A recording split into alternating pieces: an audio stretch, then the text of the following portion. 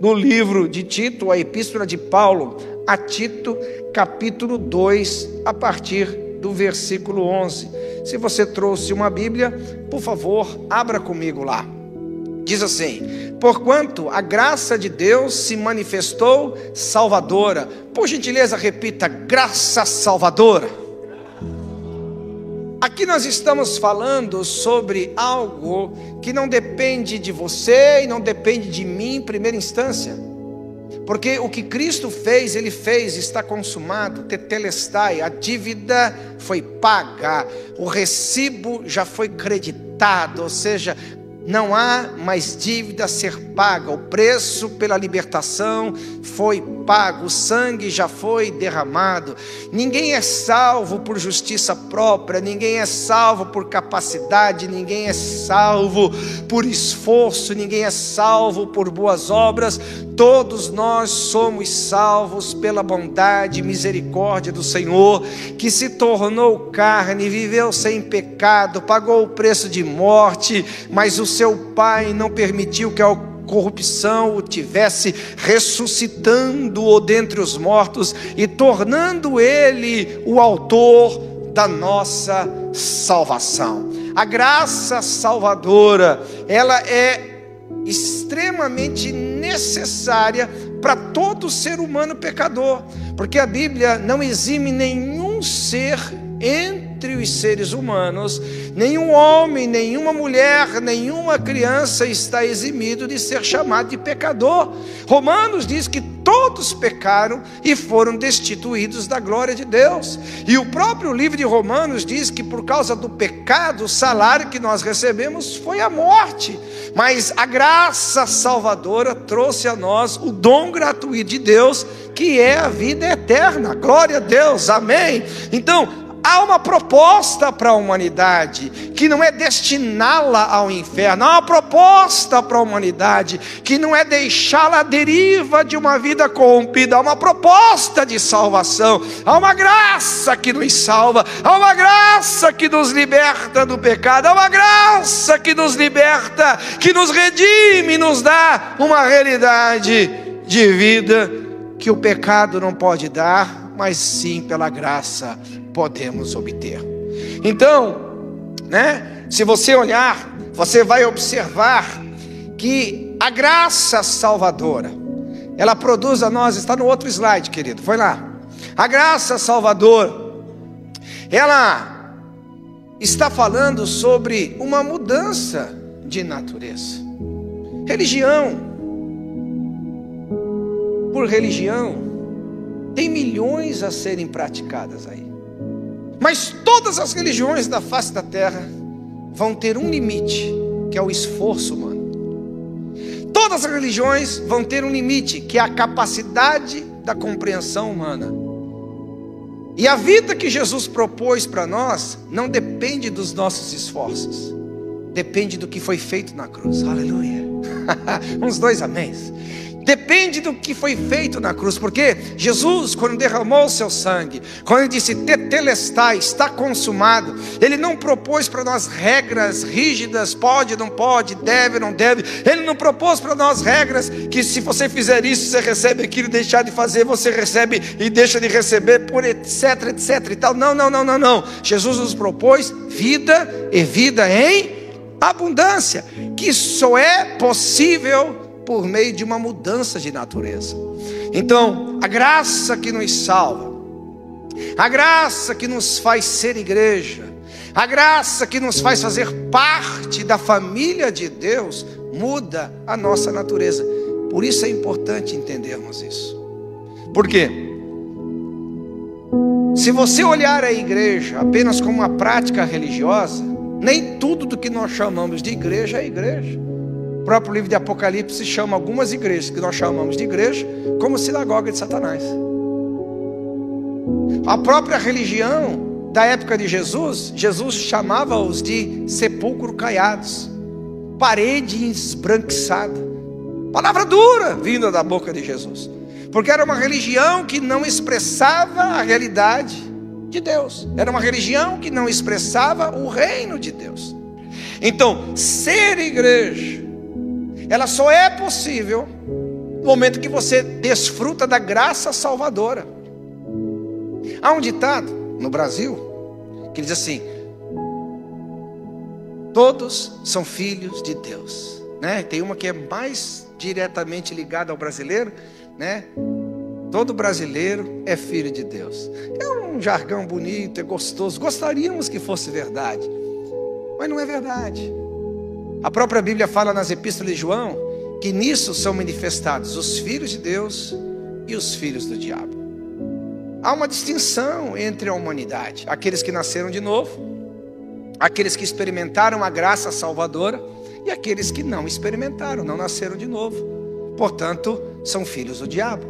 E é importante pregar isso, logicamente, porque as grandes mudanças só acontecem quando há profundo conhecimento da causa, profundo conhecimento da realidade. Por isso que, para você ser igreja, não é você fazer parte de um prédio, não é você fazer parte de uma estrutura religiosa. Ser igreja, ser corpo de Cristo, ser noiva de Cristo, é algo no sentido místico, em que a sua natureza foi transformada. Você não é mais um pecador, você agora é um santo. Você não é mais amaldiçoado, você é um abençoado. Você não é mais filho do diabo, porque João 1,12 diz que todos quantos o receberam, deu-lhes o direito de serem feitos filhos de Deus. Aleluia! Romanos 8 diz: se você é filho, logo você é herdeiro em Deus e co-herdeiro em Cristo Jesus. Essa mudança de natureza é importante.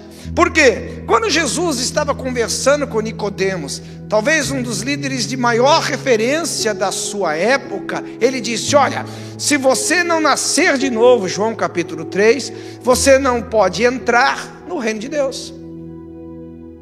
Então, observe bem, se ser e viver igreja fosse um aspecto religioso, esse discurso de Jesus com Nicodemos estaria controvertido, porque Nicodemos era um cara religioso. Ele disse: Nicodemos, mesmo você sendo mestre de Israel, você precisa nascer de novo. Nicodemos, você tem que entender que se você não nascer de novo, você não pode entrar no reino dos céus. Então, esse novo nascimento, ele é extremamente importante. Algumas pessoas, elas falam: pastor, mas o que é nascer de novo? É ter uma nova oportunidade na vida? Não, mas também, logicamente que você nasce de novo, você pode reescrever a sua história, mas não é propriamente o fazer de novo, o novo nascimento. O novo nascimento, eu vou dizer mais uma vez, diga comigo: mudança de natureza. Mais uma vez, mudança de natureza. Então a Bíblia diz no livro de Colossenses capítulo 1, que quando você nasce de novo, você é transportado do império das trevas para o reino do Filho do seu amor. Significa que você não é pertencente mais ao reino das trevas, mas ao reino dos céus. Pertencente mais agora a Satanás, mas é de propriedade exclusiva de Deus. Povo adquirido.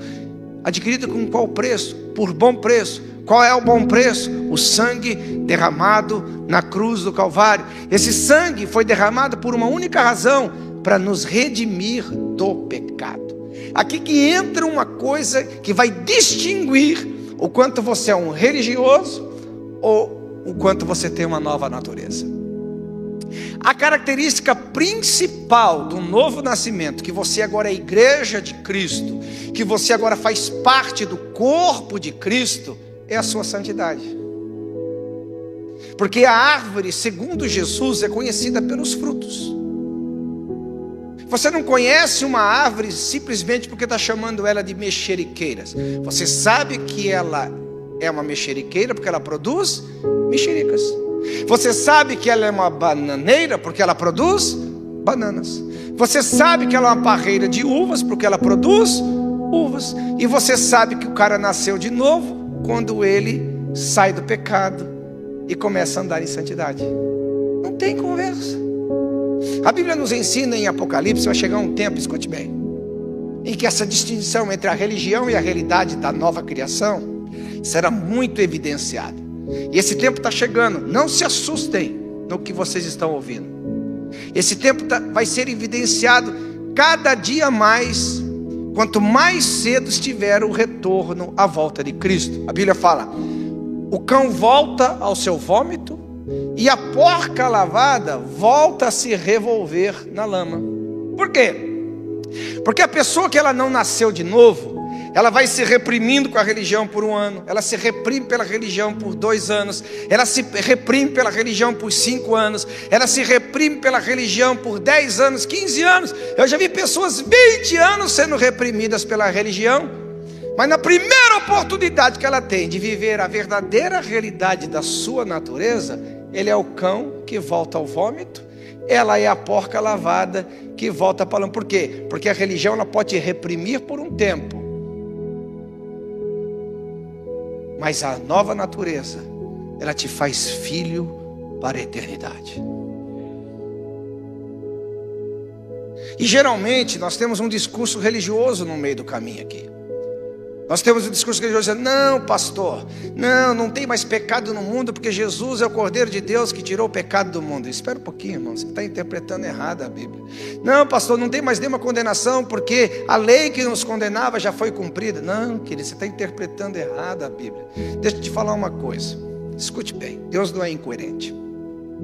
Se Deus pudesse conviver com uma atitude pecaminosa, Ele não teria expulsado Lúcifer do céu. Se Deus pudesse conviver com a natureza pecaminosa, Ele não teria expulsado Adão e Eva do paraíso. Se Deus pudesse conviver com a natureza pecaminosa, Ele não teria destruído toda uma civilização, praticamente a humanidade, salvando Noé e a sua família nas águas do dilúvio. Se você olhar, a Bíblia diz que Jesus Cristo, o Cordeiro de Deus, aquele que esteve morto, mas vive está para sempre, Ele é o leão da tribo de Judá. Ele vai abrir o livro e vai chamar para a vida eterna todos aqueles que estão com o nome escrito no livro da vida.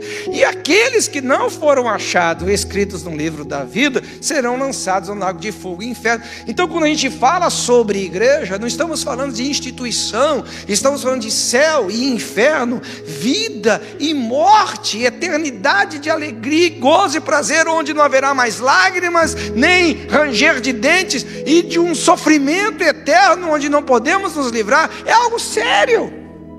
É mais do que a religião, é mais do que uma proposta de bem-estar, é mais do que uma proposta de riqueza e prosperidade. É sobre eternidade, é sobre vida no céu ou vida no inferno. Igreja é algo sério, extremamente sério. E geralmente, ao longo da minha caminhada cristã, geralmente as pessoas que tratam o pecado sem a devida distinção da santidade, que tratam o santo e o profano no mesmo padrão, onde não há separação entre os dois, geralmente foram pessoas religiosas a vida inteira. Porque se você pega um cara que foi vítima da prostituição a vida inteira, se você pega um cara que foi vítima da cocaína a vida inteira, se você pega um cara que foi vítima do pecado mais abusivo, mais destruidor a vida inteira, e ele encontrou liberdade em Cristo, ele não brinca mais com o pecado. Pode perceber o que eu estou te falando. Mas você pega o camarada que o máximo pecado que ele cometeu foi tirar nota 10 porque copiou a prova do vizinho. É lógico que ele vai tratar com leviandade o pecado, porque ele não sabe o poder destrutivo do pecado. Ele não sabe o quanto o pecado amordaça, destrói, mata, rouba e arrebenta no meio. Quem já foi um pecador miserável destruído pelo pecado? Diga amém. Você quer voltar para esse vômito? Você quer ser a porca lavada, voltar para a lama? Por quê? Porque você sabe que muito mais do que pecado ou não, o poder da destruição que o pecado teve na sua vida, o quanto ele destruiu sua saúde, o quanto ele destruiu sua família, o quanto ele destruiu suas finanças, o quanto ele te separou de Deus, e o quanto ele estava te conduzindo para a separação interna da presença do teu Criador. Então, ser igreja é muito mais do que uma prática religiosa. É uma mudança de natureza. Quando você fala, eu sou igreja, eu nasci de novo. Quando você fala, eu sou igreja, eu sou daqueles que experimentou a graça salvadora. Eu estava indo para o inferno, mas agora sou filho de Deus. Eu era amaldiçoado, agora eu sou abençoado porque eu sou filho de Deus. Eu não tinha identidade, mas agora eu tenho identidade de filho de Deus. Eu não tinha onde passar a eternidade num lugar apropriado, mas agora eu tenho o novo céus e a nova terra, a casa onde Jesus foi preparar para mim. Lá é a minha morada eterna, aleluia. A graça salvadora não apenas te redime do pecado, a graça salvadora não apenas te liberta da destruição deste mundo, mas ela te dá uma visão de eternidade, de gozo, paz, alegria e redenção eterna. Então essa graça salvadora, concluindo aqui, ela vai trabalhar em alguns aspectos da sua vida. Primeiramente, ela te trabalha, ou ela trabalha com você, te libertando da condenação do pecado. Quem aqui encontrou a graça salvadora, diga amém. Nenhuma condenação há para aqueles que estão em Cristo Jesus, porque a lei do Espírito de vida nos libertou da lei do pecado e da morte. Glória a Deus. Quem está comigo, dê um glória a Deus. Quem está comigo, dê um glória a Deus. Aleluia. Ela te libertou da condenação. Não tem mais. Uma outra coisa que poucos cristãos sabem, e daqui a pouco eu vou tocar com mais profundidade nisso, é que a graça salvadora, ela te liberta do poder do pecado. Você pode andar em vitória sobre o pecado. Você pode andar em vitória sobre o pecado. 2 améns. Você pode andar em vitória sobre o pecado. O poder do pecado não terá mais domínio sobre vós. Romanos diz isso. A Bíblia é a verdade, é um saco de batata. Deus falou pelas escrituras e a gente tem que se apropriar. Nós não estamos mais sobre o poder do pecado. Pastor, mas eu sou tentado. Enquanto você estiver na carne, meu amigo. Ah, pastor, mas o pecado está batendo na minha porta. E ele vai bater cada vez mais, quanto mais oportunidade ele tiver. Mas eu posso dominar sobre o pecado. Eu posso governar sobre ele. Eu posso escolher não mentir. Eu posso escolher não adulterar. Eu posso escolher não falar mal. Eu posso escolher adorar a Jesus. Eu posso escolher servir ao meu Redentor. Eu posso escolher falar bem do meu irmão. É uma escolha, porque eu fui livre do poder do pecado. Aleluia! E a redenção final dessa graça salvadora é ser liberto da presença do pecado. Aí quando você for para o céu, você vai ter essa plenitude. Livre da condenação, livre do poder e agora livre da presença. Mas enquanto aqui na terra, você vai ter que conviver com a presença do pecado. Você vai ter algumas Ananias na sua vida. Você vai ter alguns Safiras na tua vida tentando fazer acordo, negociar com a sua fé. Mas você é da fé, meu irmão. Você é daquele que retrocede. Você é daquele que experimentou a boa palavra de Deus e não retrocede. Você é daquele que se alegra na alegria da salvação e não retrocede. Você é daquele que não é religioso, mas é crente para valer. Alguém está comigo aqui? Dê um glória a Deus. Aleluia. Então essa graça salvadora faz por nós que os nossos esforços não puderam fazer. Eu falo por mim. Pensa um cara que se queria ser livre da maldição, da perversidade, da perversão, da vida pecaminosa que eu vivia. Eu não conseguia, eu tentava, eu não conseguia. Eu conseguia um dia, no terceiro dia voltava para o vômito. Eu tentava 2, 3 dias, na outra semana voltava a me revolver na lama. Eu tentava e tal, e me decepcionava. Um dia eu chutei o pau da barraca, enfiei o pé na jaca e falei, agora! Porque não tinha como. Alguém já passou por isso aqui ou não? Mas eu me lembro, aleluia. Eu me lembro, aquela sexta-feira, aleluia, no ano de 1989.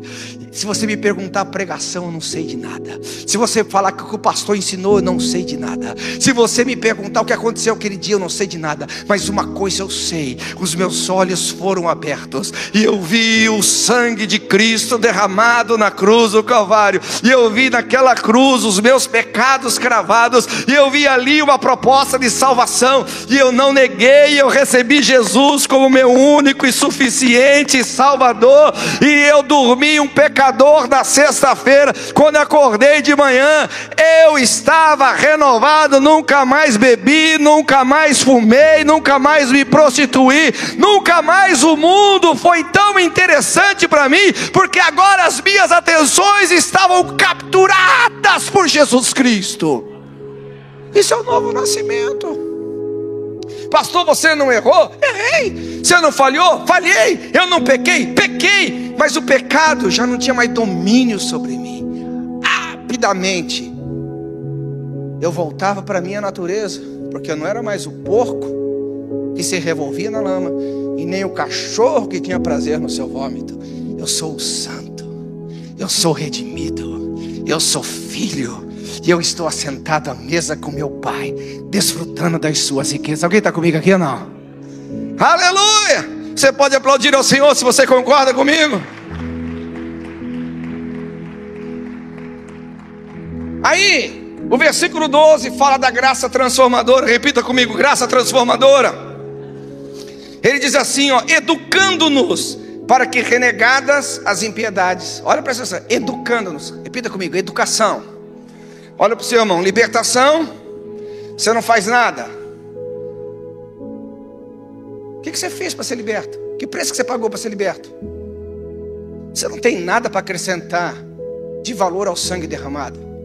Você não tem nada para acrescentar de poder ao poderoso nome de Jesus. Nada, absolutamente nada. Mas a graça transformadora, ela é uma educação. Repita comigo: educação. Então ele continua dizendo assim, ó: para você renegar a impiedade e as paixões mundanas, a quais nós vivíamos no presente século, sensata, justa e piedosamente, aguardando a bendita esperança, a manifestação da glória do nosso grande Deus e Salvador Jesus Cristo, o qual si mesmo se deu por nós, a fim de nos redimir de toda iniquidade e purificar para si mesmo um povo exclusivamente seu. Sabe qual que é o grande problema aqui, quando a gente fala sobre a graça transformadora? Que essa graça não é para o perdido. Essa graça é para o filho. Essa graça não é para o pecador inveterado. Essa graça é para quem foi salvo. Eu vou te falar claramente por que é para o salvo. Porque se você chega, por exemplo, para um ímpio e falar assim, ó: você não pode mentir, ele vai dizer: eu não consigo. Se você chega para um ímpio e fala assim: você não pode se embriagar, ele vai dizer assim: eu não consigo. Você chega para um ímpio e diz assim: olha, você não pode roubar, eu não consigo. Porque ele é escravo do pecado, ele está debaixo do domínio do pecado. Por isso que a Bíblia diz em Hebreus capítulo 12 que todos, absolutamente todos que são admitidos por filhos são disciplinados. Então a graça agora ela vai nos educar. Tipo assim, ó: você mentia, agora a graça vem e diz: não minta mais. Por que a graça te educa? Porque agora você tem a capacidade de andar naquilo que ela te educou. Então vou te dar uma dica bem séria aqui, bem séria, porque eu estou lidando com pessoas eternas. Eu não estou lidando com gente que não tem valor. Uma pessoa que ela mente e não consegue parar de mentir, o seu problema não é de mentira, é de natureza. Se você adultera e não consegue parar de adulterar, seu problema não é de bebida, seu problema é de natureza. Se você tem um pecado na sua vida e não consegue parar de pecar, o seu problema não é a prática do pecado em si, mas a natureza. Porque a graça educadora, ela vai nos ensinar o quê? Presta atenção, olha: educando-nos para quê? Renegadas as impiedades e paixões mundanas. Espera um pouquinho. Como que a graça vai te ensinar uma coisa que você não pode dizer sim para ela? Você não pode chegar para uma pessoa com deficiência mental e culpá-la que ela não aprende. Não tem como culpar uma pessoa com deficiência mental que ela não consegue o aprendizado. Você não pode dizer: essa pessoa não aprende, aquela pessoa não consegue, não passa de ano. Gente, ela tem deficiência mental, nasceu com problema genético. Agora, alguém, e a Bíblia fala, alguém que sempre aprende, presta atenção no que você está ouvindo, sempre aprende, sempre aprende, sempre aprende, e nunca vem ao conhecimento, a Bíblia chama essa pessoa de carregada de pecado.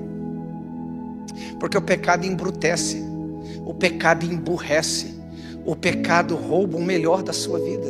Então não é uma pregação dura, é uma pregação de amor, para você aprender o seu valor de filho de Deus. Ei, você é filho de Deus. Olha, dá um cutucão no seu irmão aí, vamos lá.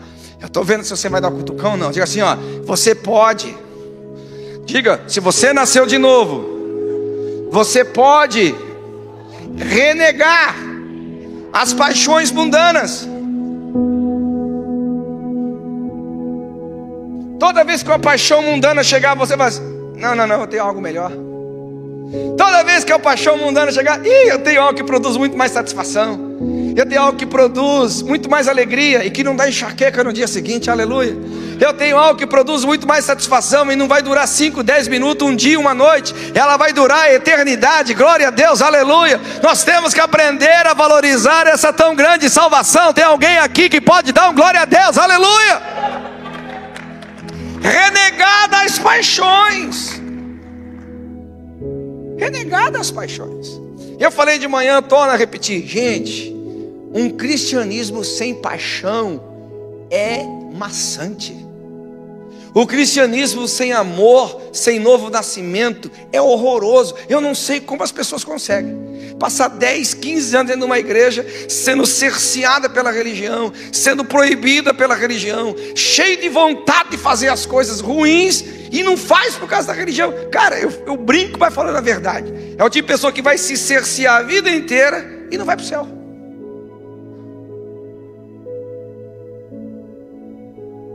Então, que o Espírito de Deus abra os teus olhos, que você entenda o que foi proposto na cruz.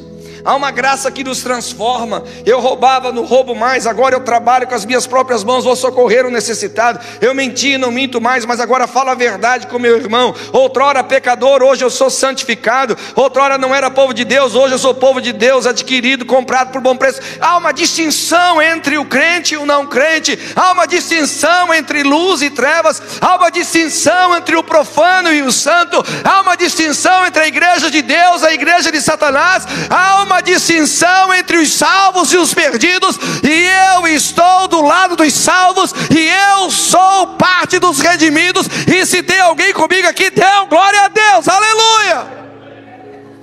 Então, ser educado. Por quê?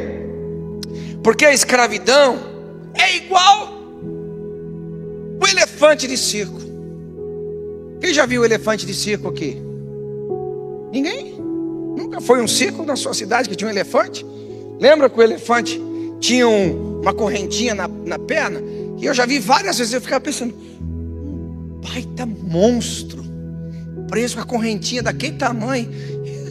Sim, lógico que não tem consciência o animal, porque se tivesse ele saía de lá. Como que o elefante fazia com aquela correntinha? Dava até dó.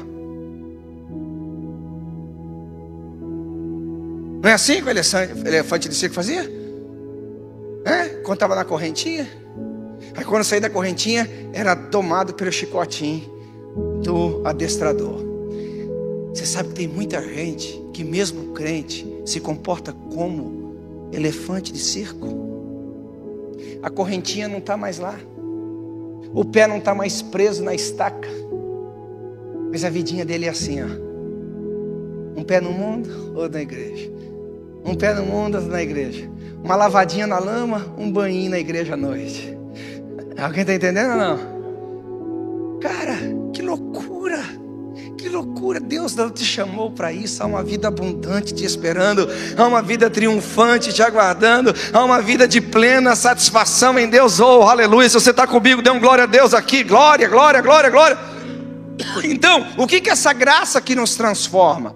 Ela nos transforma quanto mais nós aprendemos sobre a realidade da nova criação. Então isso não é soberba, isso é identidade. Eu não sou mais pecador, eu não sou mais amaldiçoado, eu não sou mais escravo do pecado, eu não sou mais filho do diabo, eu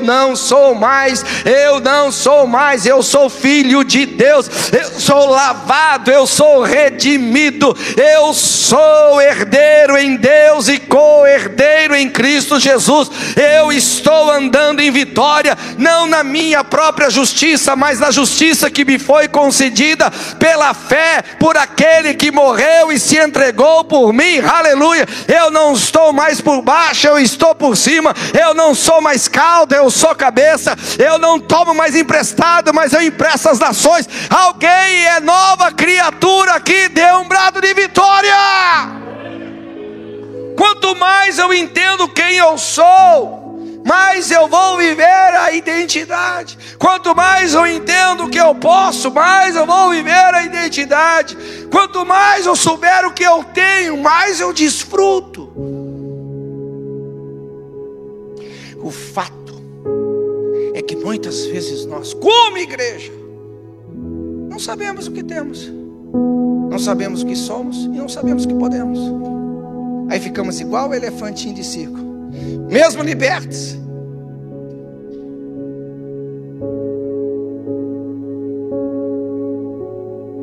Quem está entendendo? Diga amém. Você não precisa mais disso, querido. Ouça essa palavra de amor ao teu coração. Ouça essa palavra de carinho ao teu coração. Você não precisa mais disso. Você é lindo, você é precioso. Você custou o preço mais caro do universo. Nem o ouro e nem a prata poderiam se equivaler ao preço que foi pago por você. O sangue imaculado, o sangue inocente, o sangue de Cristo. Não para você voltar a viver uma vida miserável, não para você voltar a viver uma vida escrava, não para você voltar a viver uma vida aprisionada. Você é livre para viver a realidade da nova criação. O que é esse aprendizado?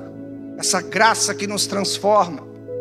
Ela nos transforma agora a você pensar como Jesus, a você falar como Jesus, a você agir como Jesus. Vem cá.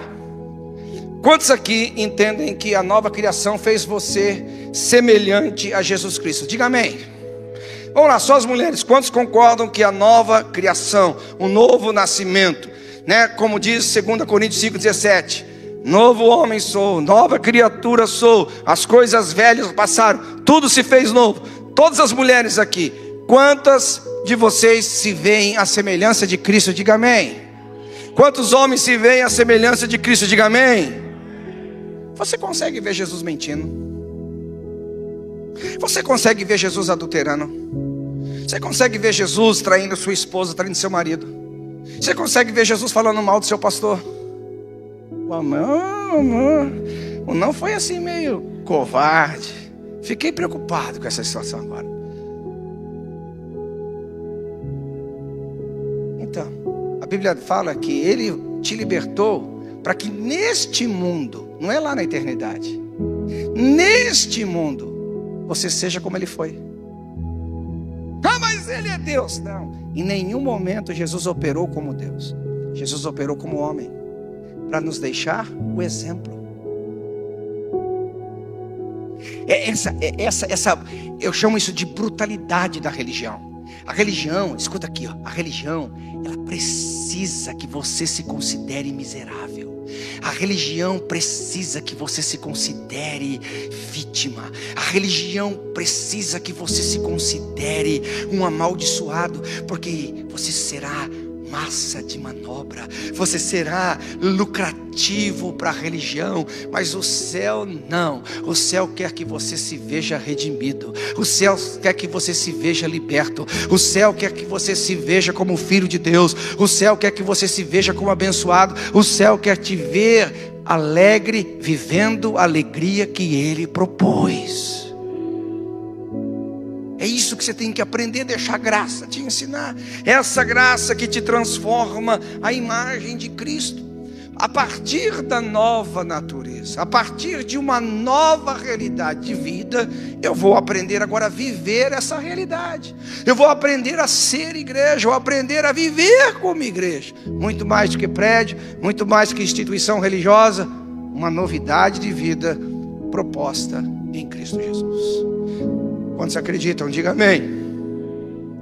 E a Bíblia fala também, agora em Tito capítulo 2, versículo 14, depois que ele fala, o qual a si mesmo se deu por nós, a fim de nos remir de toda iniquidade e purificar para si mesmo um povo exclusivamente seu.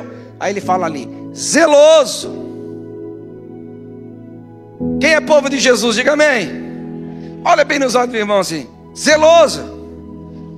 Todo povo de Deus tem que ter zelo para as coisas de Deus. Quem que tem filhos? Diga amém. Você não é zeloso por seu filho?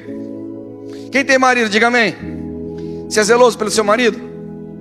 Meu Deus, você vai arrumar uma briga agora. Maridos, não siga o exemplo da sua mulher. Eu vou perguntar para vocês, não fala com essa tom borocochô que elas falaram, senão você vai ter pau em casa. Vamos lá, maridos, vocês têm zelo por sua esposa? É isso aí, mulheres, está vendo? É assim que se fala. Zeloso, um povo. Não dá. Jesus, quando ele. Se você é povo de Jesus, olha aqui para mim, para meus olhos. Quem aqui é povo de Jesus? Diga amém. Não, estou ouvindo os dois amém. Vamos lá, quero provocar você. Vamos lá, vamos vencer esse frio aqui. Quem aqui é povo de Jesus? Diga amém. Você é exclusivo dele para ser zeloso pelas coisas dele. Não existe essa que você é povo de Deus e não é zeloso pelas coisas de Deus. Não existe essa que você pertence a Deus e não é zeloso pelas coisas do seu reino. Quem ama a Deus ama as coisas que Deus ama. Quem ama a Deus ama as coisas que são importantes para Deus. Quem ama a Deus vai amar o que ele ama e ponto final. Glória a Deus. E é este amor, diga comigo, este amor nos torna pessoas de boas obras. Irmão, se Jesus quisesse levar você para o céu, se Jesus simplesmente quisesse você morando com ele no céu, sabe o que ia acontecer no momento que você aceitasse Jesus? Você ia morrer. Ele matava você. Ia para o céu, ia ser uma bênção, né? Porque não correu o risco de desviar. Uma maravilha, ué. Aceitou, morre para o céu. Por isso que eu falo assim, quem quer recompensa no céu? Diga amém. Prega para os velhinhos, eles têm pouco tempo para desviar.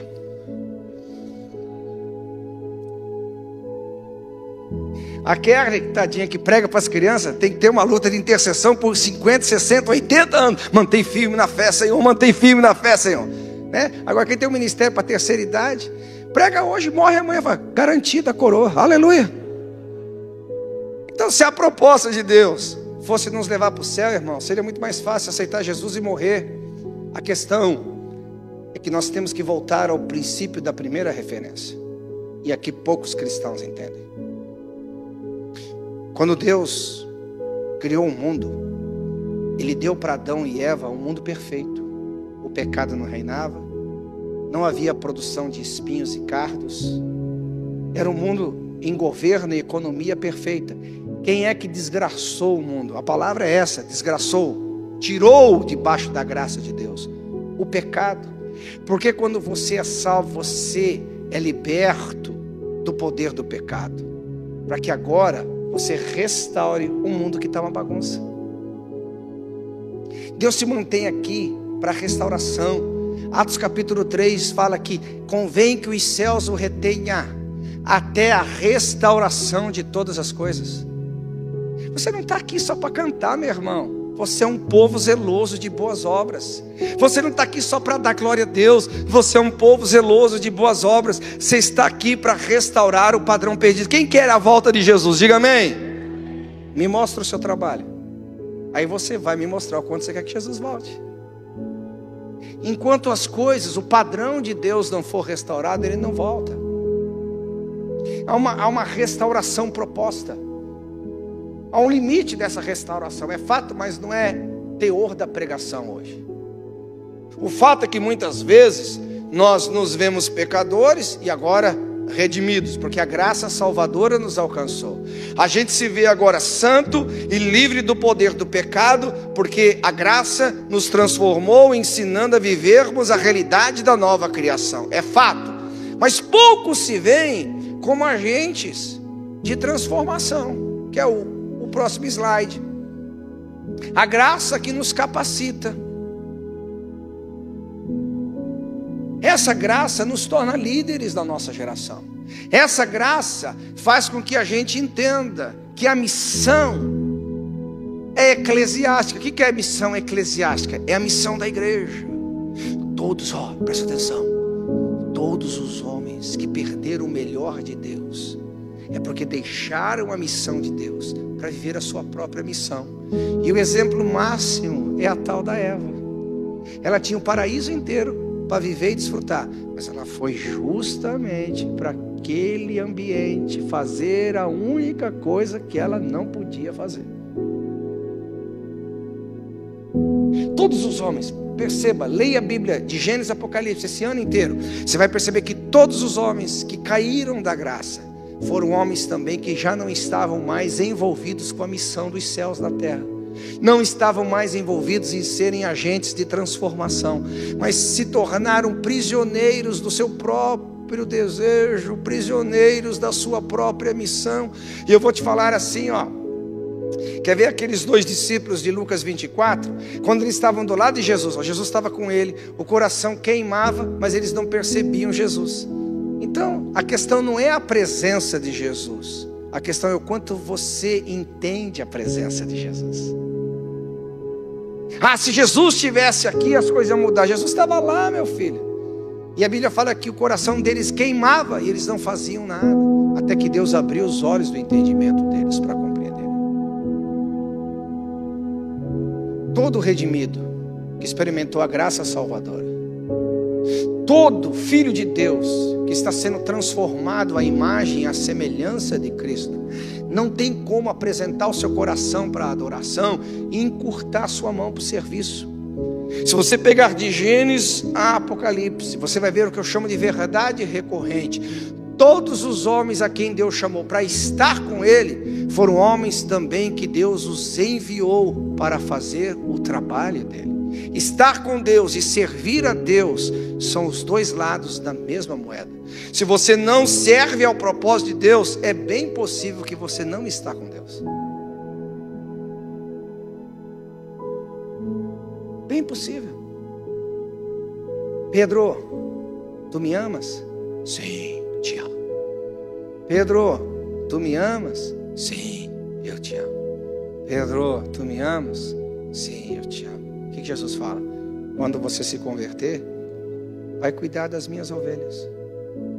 Cara, então o problema de Pedro não era de força, de vontade, desejo de fazer as coisas, é de natureza. Porque toda pessoa que tem a sua natureza moldada na graça salvadora, toda pessoa que agora com a natureza mudada, foi transformado para pensar, falar e agir como Jesus, automaticamente a missão de Deus é a missão dele. O propósito de Deus é o propósito dele. É inseparável.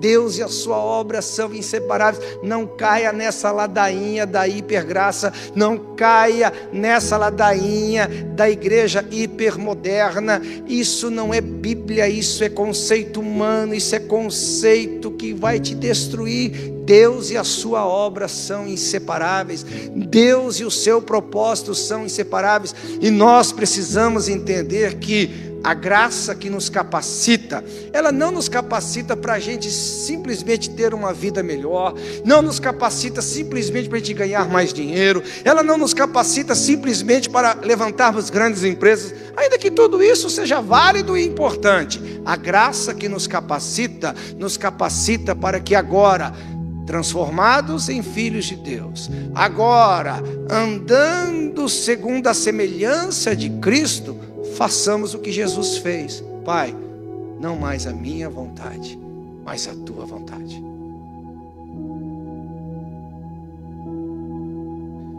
Então é uma responsabilidade que pesa para os salvos, que não tem como. Quem aqui é salvo? Diga amém. Não tem como você ficar fora da obra de Deus. Aquilo ali eram as letrinhas pequenininhas. Se você não leu o contrato, problema teu é. Você pode, aliás, refugar. Você pode não ir para o céu, mas eu não quero mais servir a Deus. Quem quer isso? Diga amém. É interessante, né? É interessante. Todo mundo quer ir para o céu, mas ninguém quer compromisso com os céus. Não, não pode. Não existe isso. Isso não é evangelho. Isso não é cristianismo. Isso é religião. Isso é pura, fétida e sepulcral religião. Porque a Bíblia diz que aqueles que estão nele e não derem frutos serão cortados e lançados fora. Então não é uma mensagem dura essa. É uma mensagem que revela o valor que você tem. Ei, olha para mim aqui. Deus não está faltando mãos. Ele tem milhares de anjos. E se faltar anjo, Ele cria mais anjo. Deus não tem falta de gente para fazer por Ele. Você tem que entender aqui, criatura. É um privilégio. Qual é o dom que você recebeu? O meu é de pregar. É um privilégio servir a Deus. O seu é o qual? Orar. Ore. O seu é o qual? De investir. Invista. O seu é qual? De cantar. Cante. Sirva. O propósito eclesiástico, assumindo o que nós chamamos agora, não da responsabilidade geral, mas a pessoal. Eu não posso dar uma resposta por você. O seu dom é diferente do meu. Eu posso te ajudar, talvez. Posso te encorajar, quem sabe. Posso estender minhas mãos, você que está cansado, sobrecarregado. Mas viver o teu chamado, eu não posso viver por você. Viver o que Deus mandou você fazer, não posso. Eu posso te libertar por uma palavra como eu estou pregando hoje. Maldito o homem de Deus que faz a obra de Deus relaxadamente. Não pode. Eu posso te libertar dessa maldição que está batendo na tua porta aí. Eu posso te libertar dessa situação que está tentando te enganar e te iludir, porque a minha palavra, ela tem o poder, porque não é minha palavra, eu sou mensageiro de Deus, estou pregando a palavra de Deus para você. Ei, 2025 não vai ser o mesmo ano fétido. 2025 não vai ser mesmo um ano indiferente. 2025 não vai ser mesmo um ano de escravidão de 2024. Sabe por quê? Porque você vai tomar a sua responsabilidade pessoal sobre a sua vida. Mas espera um pouquinho, eu tenho que fazer uma decisão aqui. Ou eu sou salvo, ou eu sou perdido. Ou eu sou santo, ou eu sou profano. Ou renego as impiedades da vida e vivo em santidade, ou vou admitir minha vida não cristã. E não é uma questão de religião, é céu e inferno. Vida eterna com Deus ou vida eterna no inferno. Não é uma brincadeira, é uma coisa séria, irmãos. A sua vida é séria, a sua eternidade é séria. Agora, eu estava aqui na quinta-feira, junto com os meus filhos, e a gente estava arrumando todas as cadeiras aqui da igreja, passando um aspirador de pó na igreja, orando aqui, pedindo que a graça de Deus se manifestasse na quinta-feira. Catamos lixo, catamos cadeira, foi muito gostoso, eu e os meus filhos. Aí depois que a gente deixou tudo limpo, tudo bonitinho, eu falei para eles, sobe aqui no altar. Meus dois filhos subiram aqui, eles olharam para mim, eu falei assim, ei, você está sentindo a alegria que eu estou sentindo? Eu falei, estou sentindo uma alegria, papai. Eles não queriam ir embora, eu queria dar almoço para eles, eu queria ir embora. Eu quero fazer mais, eu quero fazer mais, eu quero fazer mais. Não, a gente tem que almoçar, já são quase 4 horas da tarde, a gente não almoçou ainda. Então eu quero fazer mais, eu quero fazer mais. Eu falei para eles, sabe a alegria que eu estou sentindo? É porque agora o auditório está pronto, as cadeiras estão arrumadas, o chão está limpo, os banheiros estão limpos, né? Lógico que eu não fiz tudo isso sozinho, uma equipe também que ajudou aqui. Agora, filhos, a gente foi um instrumento de Jesus. Agora Deus vai curar o doente, Deus vai libertar o cativo, Deus vai salvar o perdido, Deus vai transformar famílias, Deus vai tocar pessoas, porque você serviu, você criou um ambiente propício. Então, quando eu falo sobre ser um povo zeloso de boas obras. Eu não estou falando sobre títulos. Eu não estou falando sobre posições. Eu não estou falando sobre obrigação, porque se eu não fizer eu vou para o inferno. Não, você vai para o inferno se você não nascer de novo. Não é pelo fazer ou deixar de fazer. Mas eu estou falando sobre o privilégio, a honra de ser um povo zeloso, a honra e o privilégio de ser um povo de boas obras. Ei, olha para a eternidade, aqui comigo. Vamos imaginar que Jesus vai voltar daqui amanhã? Não pode voltar amanhã não terminei o que eu tenho que fazer, Jesus tem que demorar um pouquinho mais, Vamos lá, 50 anos, tá bom 50 anos? Pouco mais, 100 anos? Não, pastor, tem que ser mais de 100 anos, porque meus filhos têm que viver o treinamento que eu dei para eles. Tá bom, 150 anos, sei lá, daqui a um tempo Jesus voltar. E ele volta, a trombeta toca, aleluia. Os mortos que estavam dormindo ressuscitam, e nós que estamos vivos seremos transformados, e juntos nos encontraremos nos ares, preparando-nos para cear as bodas do Cordeiro. E lá a Bíblia diz que de todos os povos, línguas e raças, sim, de todas as nações, virão adorar o Cordeiro, aquele que esteve morto, mas está vivo para sempre. Mas tente agora imaginar. Você olha para o lado. Uau, aquele está aqui, porque de alguma forma eu cooperei.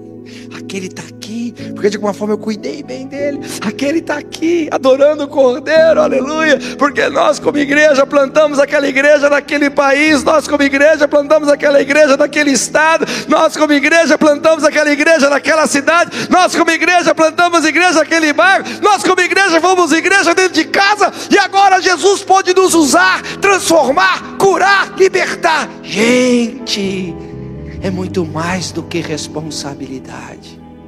É muito mais. É um prazer. É uma satisfação. É uma honra.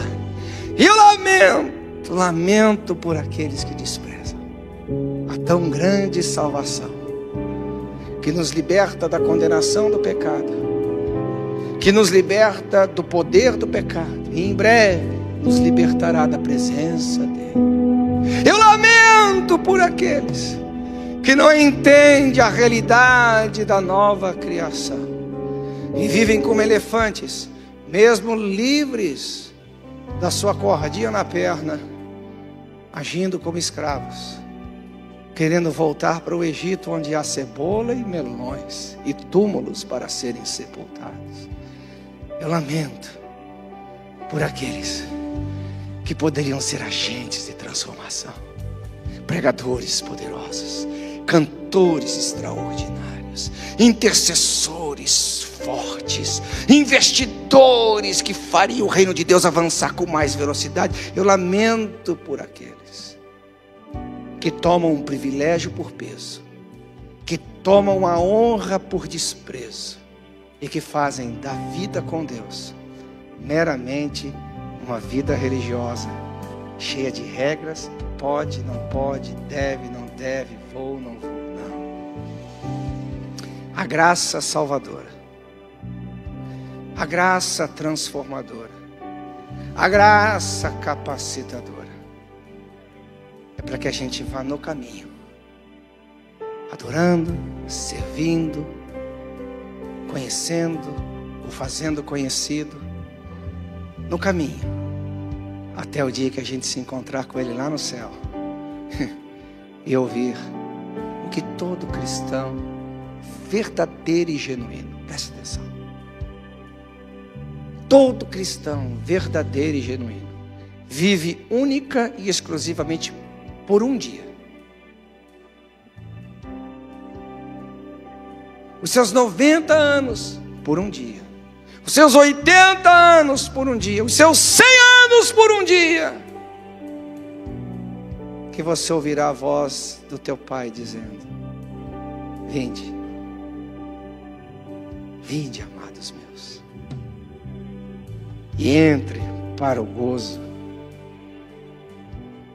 Esteja comigo por toda a eternidade, levando consigo os seus molhos, levando consigo as suas obras, tudo como um privilégio. Ei, 2025 não pode ser mais o mesmo ano. 2025 não pode ter a mesma postura de 2024. Mudam-se as estações, mudam os comportamentos, mudam os tempos, mudam os comportamentos. E o Senhor te alcançou com essa palavra hoje. Eu não sei você, mas eu saio daqui energizado, aleluiado, empolgado, aleluia, para querer fazer mais e melhor em 2025. Me aguenta em 2025, aleluia. A primeira pregação do ano, aleluia, glória a Deus. Imagina as demais que vão vir aí, oh glória, aleluia. Estou empolgado, quem está empolgado com 2025 aí? Glória a Deus.